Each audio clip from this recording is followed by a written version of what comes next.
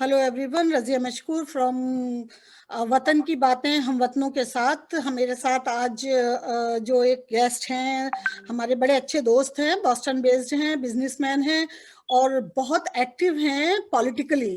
तो क्योंकि he knows so many thing, he was working so much, so hard with so many political friends, he was supported. तो आज जब result हमारे पास आ गया है जो बाइडेन की, अभी अभी हमने, और कमला हैरिस जो हमारी फर्स्ट विमेन वाइस प्रेसिडेंट हैं, उनकी स्पीच सुनी है, तो हमने सोचा कि हम अभिषेक सिंह से इसके बारे में थोड़ी सी बात करें और जाने कि इंडिया और अमेरिका के बीच दोनों मुल्क, मोस्ट पावरफुल मुल्क in the world, most strong democracy they have, और लेकिन कहीं ना कहीं क्योंकि कल्चरली और डिफरेंट फैक्टर्स वर्क करते हैं और चीजें डिफरेंट होती हैं। तो first of all Abhishek, welcome to वतन की बातें। Thank you very much, Rajya ji, for inviting me for that. Absolutely, you are the best person I can talk on politics in Boston or in USA. So thank you so much for giving me time.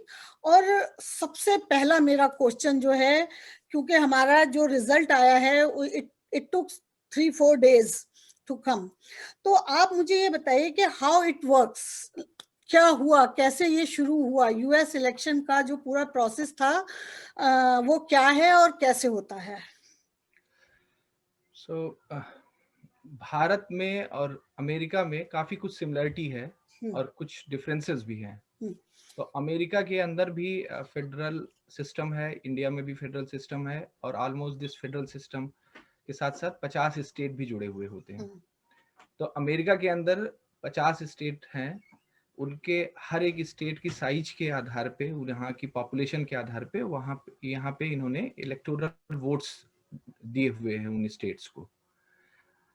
In 50 states के अंदर एक cross election होते हैं, और हर एक state का, जैसे कि मैसेच्यूसेट्स में हम लोग बैठे हैं, वहां पे 11 इलेक्टोरल स्टेट्स हैं। भारत में भी इसी तरीके की प्रणाली है कि हर एक स्टेट के अंदर अपने अपने इलेक्टोरल सीट्स हैं, उसमें हम लोग बोलते हैं उनको seat, member of parliaments. But Bharat में और अमेरिका में डिफरेंस ये है कि हर एक स्टेट में, भारत के अंदर अगर हम और आप दो कैंडिडेट हैं तो आप भी कुछ सीटें जीत सकती हैं, मैं भी कुछ सीटें जीत सकता हूँ। पर यूएस के अंदर क्या है कि कोई एक ही पूरा स्टेट जीतेगा। अगर एक स्टेट, फॉर एग्जांपल अगर आप मैसेच्यूसेट्स लीजिए, तो 11 इलेक्टोरल वोट्स हैं, उसको इलेक्टोरल कॉलेज बोलते हैं। तो उसमें आइदर ट्रंप पूरे का पूरा जीतेंगे या जो बाइडेन पूरे का पूरा जीतेंगे।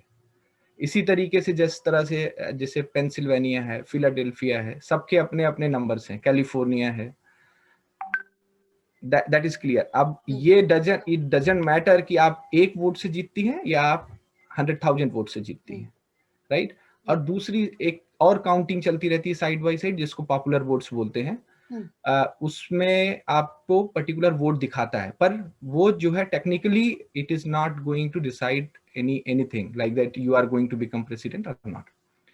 अब ये सारी चीजें तो सही है कि हर एक स्टेट है, हर एक स्टेट का अपना इलेक्टोरल वोट्स हैं, और जो जीतता है पूरे का पूरा वोट उसके साथ जाता है। बहुत सारे स्टेट्स ऐसे हैं जिनको हम कैटेगराइज कर सकते हैं कि either they are blue state और दे आर रेड स्टेट।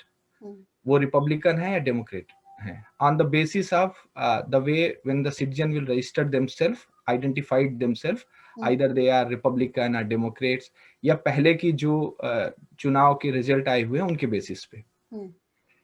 पर जो टेक्निकल जो ग्लिच आती है वो आती है स्विंग स्टेट के through. Okay, so what is swing state? Swing states का मतलब ये है कि जहां पे रेशियो इक्वल है, ऑलमोस्ट रेड और ब्लू का रेशियो इक्वल है, मोर और लेस, कि वहां पे रिपब्लिकन भी उतने ही हैं, डेमोक्रेट भी उतने हैं, और इंडिपेंडेंट जो है एक तरफ नहीं जाते हैं। Either they sometime they will go with the red, sometime they will go with the blue.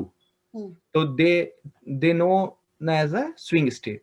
This election, like in 2020, almost 12 swing state has identified. उनके अंदर ये था कि ये ब्लू भी हो सकते हैं, डेमोक्रेट की साइड भी जा सकते हैं, रिपब्लिक की साइड जा सकते हैं। आज जबकि जो अभी करंट जो रिजल्ट आया है उसमें ये दिख रहा है कि out of 12 7 states are identified as a blue state, Democratic state, और 5 उसमें से आपको दिख रहा है जो कि रिपब्लिकन है। रिपब्लिकन साइड में आप जाइए तो जैसे टेक्सास है, टेक्सास बिकम स्विंग स्टेट क्योंकि दोनों का रेशियो ऑलमोस्ट इक्वल आ रहा था, उस पे 38 इलेक्टोरल वोट्स हैं। रिपब्लिकन साइड में दूसरा है फ्लोरिडा, फ्लोरिडा के पास 29 इलेक्टोरल स्टेट्स हैं, उस ये भी स्विंग स्टेट आइडेंटिफाइड था पर ये रिपब्लिकन साइड पे गया। ओहायो, आयोवा, नॉर्थ कैरोलिना, ये 5 ऐसे स्टेट हैं जो कि रिपब्लिकन साइड पे गए।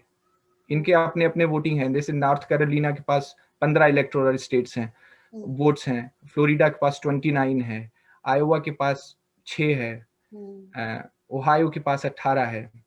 इसी तरह जब आप उधर दूसरी साइड पे जाएंगे, डेमोक्रेटिक साइड पे, जिन्होंने 7 स्विंग स्टेट जीते हैं, उसमें नंबर 1 आता है आपका पेंसिल्वेनिया का। आपने बहुत 3 दिन में नाम सुना होगा, ये इसमें 1% के मार्जिन से हार जीत हुई है ऑलमोस्ट। उसके अंदर 20 इलेक्टोरल स्टेट्स हैं। जॉर्जिया आपका आता है नंबर 2 पे, मिशिगन आता है आपका 3rd नंबर पे, इनके अंदर 16 इलेक्टोरल स्टेट्स हैं, वोट्स हैं। एरिजोना के अंदर 11 हैं, ये भी एरिजोना, विस्कॉन्सिन, इसको भी इन्होंने जीता हुआ है। और दूसरे 2 नंबर के हैं नेवाडा और आपका न्यू हैम्पशायर। नेवाडा में 6 है और न्यू हैम्पशायर में भी 4 है। अब बात ये है कि ये स्विंग स्टेट अगर आप इनको कंपेयर करेंगी तो 2016 का जो इलेक्शन हुआ था यूएस प्रेसिडेंशियल इलेक्शन में, ये जो डेमोक्रेट साइड 7 गए हैं उनमें जो टॉप 5 हैं वो पिछली बार वो सारे के सारे रिपब्लिकन साइड पे थे, जिसके बेसिस पे मिस्टर ट्रम्प उनको जो है 302 ऑलमोस्ट 306 इलेक्टोरल वोट्स मिले थे out of 570 and he became president. पर दिस टाइम ये 5 के 5 फ्लिप कर गए, स्विंग कर गए डेमोक्रेट साइड पे, और आज वो मेजॉरिटी जो है मिस्टर बाइडेन के साथ हो गई है, बाइडेन की तरफ दिख रहा है। वंडरफुल। सो इंडिया में इज लिटिल डिफरेंट। इंडिया में वही बोल रहा हूँ कि स्टेट के अंदर भी कैटेगराइजेशन है कि जैसे यहाँ एक साइड पे पूरा का पूरा वोट जाता है, इंडिया में it's depend upon just like कि आप 60-70% सीट आपके साथ गई है, 40% सीट जो है दूसरी पार्टी के साथ गई है। पर यहाँ पे डजंट मैटर, आइदर फ्रॉम 1% और 0.001% you are winning, you will get whole shift. जितने भी इलेक्टोरल सीट्स हैं, जितने भी इलेक्टोरल वोट्स हैं या कॉलेज हैं, it will shift whole as a number to you, towards you. Wonderful. अच्छा, so let's tell me about बहुत एक वर्ड, एक टर्म हम बहुत सुन रहे थे during the election, and of course our जो इंडियन हमारे व्यूअर्स हैं, they would love to you know listen about that, कि mail in ballot, what is that? Yeah so mail in ballot का कॉन्सेप्ट पहले भी था, 2016 में भी था, उससे पहले भी था, पर उसका पर्पस ये था कि सपोज दैट कि I am a cancer patient, right, and I know that in November 3rd we are going to participate in election, और before that I have to go overseas for treatment. या आप example ले लीजिए US military का, foreign right, foreign countries में they are deployed, they can not come and participate in the election. तो US के अंदर एक कॉन्सेप्ट था अब्सेंटी बैलेट्स। तो ये लोग अपने आप को, means citizen of US, they अपने आप को पहले से आइडेंटिफाई करते थे कि we were not able to present during the election time. तो वो एक एब्सेंटी बैलेट का कॉन्सेप्ट था, उसके थ्रू वो इलेक्शन कमीशन को रिपोर्ट करते थे कि I M predicting that by this time I would be not here in United States because of certain reason. तो वो इलेक्शन कमीशन उनकी रिक्वेस्ट लेता था और उनको बैलेट मेल के थ्रू भेजता था, राइट। उसमें एक चीज थी कि बैक एंड फोर्थ जो कम्युनिकेशन होता था इलेक्शन कमीशन के साथ, उस टाइम पे वो उसको आइडेंटिफाई कर लेते थे कि ये बंदा है, ये इसका एड्रेस है, ये इसका सिग्नेचर है, all these credential has validated, और उसके फॉर्म में वो चला जाता था। पर 2020 से पहले ये नंबर बहुत कम होता था इन रेशियो ऑफ 2020। अब मैं बोलूंगा मेल इन बैलेट अगर आप रिपब्लिकन साइड से देखिए तो वो एक कर्स बन गया है, डेमोक्रेट साइड से देखिए तो एक ब्लेसिंग बन गई है। इन्होंने समवेयर जून जुलाई इन्होंने आइडेंटिफाई किया कि because of this pandemic attack we need to utilize this mail in valid concept for everyone. अब उन्होंने सोचा कि अगर एवरीवन होगा तो ये सिग्नेचर आइडेंटिफिकेशन और मल्टीपल थिंग्स कैसे करेंगे, तो इन्होंने कुछ इसमें छूट दे दी, राइट। उस चीज पे आई थिंक रिपब्लिकन साइड से जूली रूडियानी जो अटॉर्नी है या जो रिपब्लिकन के और साइड है, उन्होंने कंसर्न भी रेज किया हुआ है, ट्रम्प की कैंपेन टीम ने भी इधर। उसमें कुछ छोटी मोटी चीजें हैं जिस पे बात हो सकती है, पर इन्होंने ये डिसीजन लिया कि ठीक है, skip that validation portion, instead of sending some selective people we will send it across everyone. उसमें प्रॉब्लम लोगों ने जो शंका जारी की कि पता लगा आपको बैलेट आया और मैंने उसका जिराक्स बना लिया, on behalf of you I am submitting your ballot, right. So a lot of glitch are there. I know that being an Indian and innovative people, Indian people will start thinking about that, how to modernize this concept, how to put the QR code, how to put the watermark, right? How to integrate this thing with the blockchain technology so that nobody can make it more number of print that same kind of thing and identify uniquely. All this thing is going on. I know that Indian technocrats are working somewhere. We are masters.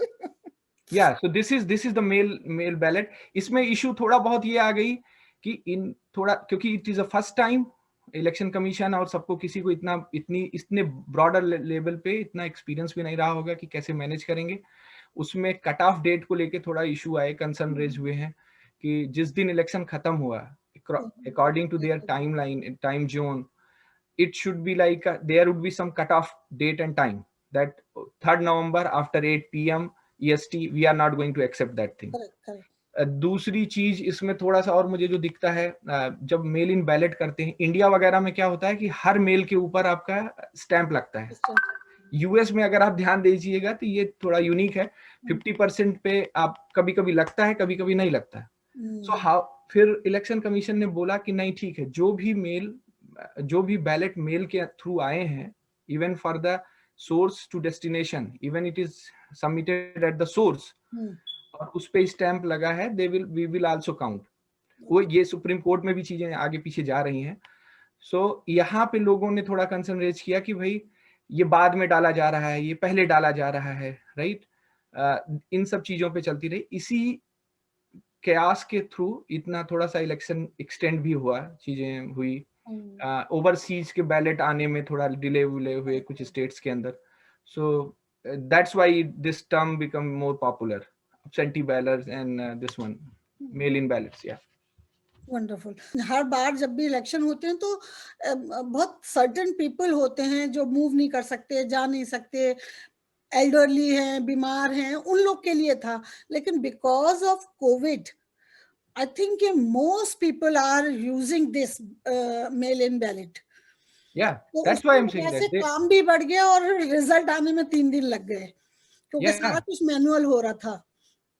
Correct. अब आप सोचिए mail in ballot receive करना, identify करना, sequence में रखना and उस पे multiple questions होते हैं, उनको ट्रैक करना, आइडेंटिफाई करना, it will definitely take time.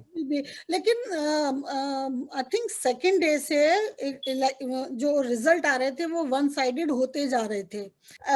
लेकिन अभी आप जो मेरे जहन में सबसे ज्यादा इम्पोर्टेंट है, आप ये बताइए कि इस पॉलिटिकल जो हमारा सीन चेंज हुआ है, इसके क्या असरात होंगे या हो सकते हैं इंडो अमेरिकन रिलेशनशिप पर? देखिए, मुझे नहीं लगता कि कोई बड़ा इम्पैक्ट पड़ेगा क्योंकि ये दोनों की दोनों कंट्रियां अपने में बहुत स्ट्रांग हैं, राइट।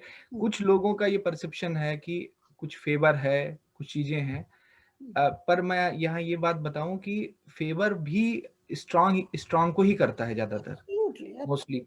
अभी आप देखिए, जैसे एक दो चीजें और भी हैं, लाइक आप देखिए एक ट्रीटी हुई थी साइन अभी रिसेंटली जिसको ट्रम्प ने किया था भारत के लिए। तो अमेरिका का नाटो एलाई है, right, European countries are fall under the NATO side. America ने एक नया कॉन्सेप्ट भी साथ साथ काम किया है उसमें, जैसे साउथ कोरिया है, इजराइल है, ऑस्ट्रेलिया है, न्यूजीलैंड है, राइट, भारत है, जापान है, इनके साथ इन्होंने अपनी मिलिट्री अलायंस बनाई हुई है, जिसमें वो लोग साथ प्रैक्टिस करते हैं, कम्बैक्ट करते हैं, एक तरह से फ्रेंडशिप बनाई है, जिस तरह से आपने देखा होगा सेकेंड वर्ल्ड वॉर साइड में नाटो अलायंस थे। तो इसमें होता क्या है, it is not like that कि प्रेसिडेंट हैं और उन्होंने एग्जीक्यूटिव ऑर्डर पास किया और हो गई। सेनेट, यूएस का अपना एक अच्छा सेनेट है, उसके अंदर 100 मेंबर्स हैं। अभी इस इलेक्शन में भी आप अगर देखेंगी तो 48 went to the Republican side and 46 went to the Democrat side। दो इंडिपेंडेंट हैं जिन्होंने डेमोक्रेट को सपोर्ट किया, जिसमें बर्नी सैंडर्स भी आते हैं, और 2 सीटें ऐसी हैं जो जॉर्जिया की हैं, 2 महीने के बाद वहां पे इलेक्शन होगा। तो प्रेसिडेंट के बाद भी they have to take the approval of Senate. अब सेनेट ने क्या किया है, सेनेट के अंदर एक है फिलिबर्स्ट प्रूफ, उसके अंदर 100 में से 60 लोग, 60 सेनेटर। यूएस ने हमेशा ये भी दिया है कि बाई पार्टिज्म को दिखाया है कि जरूरी नहीं कि आप रिपब्लिकन हैं तो आप हमेशा रिपब्लिकन को ही वोट करेंगे, आप जा सकते हैं किसी मुद्दे के ऊपर भी। तो भारत के साथ जो अभी सैन्य ट्रीटी हुई है अमेरिका की, उसमें ये फिलिबस्टर प्रूफ के तहत काम हुआ है। फिलिबस्टर प्रूफ में ये है कि आपको मिनिमम 60% वो चाहिए आपको सेनेट से रिलेटेड, सेनेट की मेजॉरिटी चाहिए 60 आउट ऑफ 100 वोट्स। अब होता क्या है कि अभी recently I can tell you this thing with 2 example. So Iran के साथ कभी न्यूक्लियर डील हुई थी अमेरिका की, जिस समय बराक ओबामा प्रेसिडेंट थे। तो जब वो सेनेट का अप्रूवल लेने के लिए आए थे, तो उस समय कुछ सेनेटर्स में मतलब विरोधाभास था। He think like that कि we will not get the majority votes। तो उन्होंने उसको ट्रीटी का नाम हटा करके उन्होंने एग्रीमेंट के तहत काम कर दिया था। उन्होंने बोला कि it's not a treaty, so I don't want to go with through Senate, I am sufficient to complete this agreement. वो एग्रीमेंट उन्होंने अपने टेन्योर में किया ईरान के साथ, न्यूक्लियर डील का। बराक ओबामा के जाने के बाद ट्रंप ने उसको उसी तरह से कैंसिल कर दिया। और फिलिबस्ट प्रूफ के तहत ये होता है कि अगर कोई ट्रीटी फिलिबस्ट प्रूफ के तहत आया कि प्रेसिडेंट का अप्रूवल है, 60% सेनेटर्स का अप्रूवल है, तो उसको कैंसिल करने के लिए भी उसी तरीके का सिचुएशन लाना पड़ता है। ये नहीं है कि प्रेसिडेंट चेंज हुआ और आकर के चेंज हुआ। तो जो मैं आपको बोला था, भारत के साथ जो मिलिट्री डील हुई है, जिसके तहत अमेरिका, भारत ये सब परस्पर अपने डील्स कर रहे हैं हर चीजें, तो उसमें सेनेट 60% अप्रूवल है सेनेटर्स का। आप देखिए इंडिया कॉकस, अगर आप देखेंगे ओवरऑल तो दो सबसे फेमस कमिटीज हैं, एक फॉरेन अफेयर्स है यूएस का, और दूसरा मिलिट्री अफेयर्स है, जिसमें आर्म्स अफेयर, जिसको बोलते हैं मोस्टली आर्म सर्विसेज कमेटी। तो ये 2 कमेटी बहुत फेमस है। आप देखिए जो इंडिया कॉकस है, जो लोग इंडिया को सपोर्ट करते हैं, उसमें अगर एक सेनेटर है जिनको हमने अभी बहुत सपोर्ट भी किया भारतीयों ने, मिस्टर जैक रीड, वो उसके रैंकिंग मेंबर है। Because Democrats were in opposition, so he became the ranking member of that one. वो इंडिया कॉकस के हैं, they are supporting India. Foreign affairs में आप जाइए तो न्यू हैम्पशायर की जो सेनेटर हैं, गवर्नर थी, उनको भी बहुत सारे भारतीयों ने, न्यू हैम्पशायर एक स्विंग स्टेट है तो किसी तरफ जा सकता था, तो इंडियंस डायस्पोरा ने बहुत सपोर्ट किया। उनका नाम मिस जीन साहीन, तो फॉरेन अफेयर्स की मेंबर हैं, आपकी आर्म सर्विस कमेटी की मेंबर हैं। तो जो मुझे दिखता है वो ऐसा नहीं है कि अगर ये शिफ्ट हुआ रिपब्लिकन टू डेमोक्रेट और सत्ता बदली है तो भारत और अमेरिका के संबंध पे कोई बहुत बड़ा चेंजेस आएंगे। They are big country, they are working together since long time, so I don't think कि मगर फिर भी क्वेश्चन तो उठते हैं नई गवर्नमेंट के साथ। ये इलेक्शन का एक मतलब एक इलेक्शन में एक पॉइंट भी रेज किया गया था कि it's he is more inclined towards India this one. पर अगर आप इंडिया की फिलॉसफी देखिए तो इंडिया सही लीडरशिप, सही रास्ते से जा रहा है। सेल्फ रिलायंट की बात, गांव तक उन्होंने अपने हर आदमी को अपने आप से करना, make in India, made in India. आप जा करके देखिए health insurance, multiple things are there, so they are also fighting with Covid, the same situation is there, but they are doing the proper communication and all these things। so वो लोग अपनी तरह स्वावलंबी बनते जा रहे हैं चीजें, I think it would be Any good. other factor you want to share with the audience of India in between India and USA? नहीं, प्राइड की बात है, आप कमला हैरिस को लीजिए, राइट? तो आप सोचिए वर्ल्ड में कितनी कंट्रीज हैं, राइट? तो इंडियन के लिए ये कितनी प्राइड की बात है कि एक इंडियन मूल, आप देखिए हर अच्छी चीज में इंडियंस पहुंच जाते हैं, पहुंच जाते हैं, बिल्कुल। तो Kamala Harris being asset for Indian, And she just admitted, yes, my mom is from India. Yeah. अभी स्पीच दी है ना उन्होंने अभी, तो she admitted that. तो we are so proud today कि हमारी कोई एक बंदी, एक लड़की, एक औरत, finally she is sitting in the White House on the highest chair. So it's really pride moment, हाँ. अगर आप इंडियन फॉरेन पॉलिसी भी देखिए ना, तो ये लोग भी बहुत ही प्रॉग्मेटिक तरीके से काम कर रहे हैं। ये नहीं है कि unnecessarily they are going where they don't have to go. So they are totally focused. Already had too much to do, तो वो लोग भी नेशनल इंटरेस्ट की तरफ हैं कि उनकी देश की क्या समस्याएं हैं, how they can raise that economy, how they can put the better health care policies, गरीबों तक कैसी चीजें पहुंचे। So more or less they are concentrating towards that. और ये बहुत अच्छी भी बात है, हर एक देश के लिए ऐसे ही होना चाहिए। बिल्कुल, सबको अपने मुल्क के लिए करना चाहिए, और हम उम्मीद करते हैं कि हमारी दोनों मुल्क will be doing their best for the community, for the diversity, for the people living in their territories, from Kashmir to Kanyakumari and from east to north or west or west coast. तो हमारी तो यही दुआ है। Anything else you want to share with the people of America and with the people of India? No, so we are very happy. Like it is, look here, how deep that democracy, how deep the roots of democracy is there in these two countries, right? To get the proper result, you have to wait for a week, right? और जिस तरह से I told you, right? India भी Indian technocrats का दिमाग में जानता हूँ, they were thinking that like how to modernize this US election system. They were definitely propose something like that. अपनी टेक्नोलॉजी आगे बढ़ रहा है, जैसे चाइना ने कभी मैन्युफैक्चरिंग पे पकड़ बना रखी थी, भारत ने उसी तरीके से आज जो ये ऑटोमेशन के चीजें हैं, राइट, रोबोटिक साइंस, ऑटोमेशन, इसमें पकड़ है। यूएस और भारत एक दूसरे के मतलब पूरक बनते जा रहे हैं, एक दूसरे के सहयोगी बनते जा रहे हैं। यूएस के पास रिसोर्सेज हैं, भारत के पास ह्यूमन रिसोर्सेज हैं। तो एक लार्जेस्ट डेमोक्रेसी है, एक ओल्डेस्ट डेमोक्रेसी है।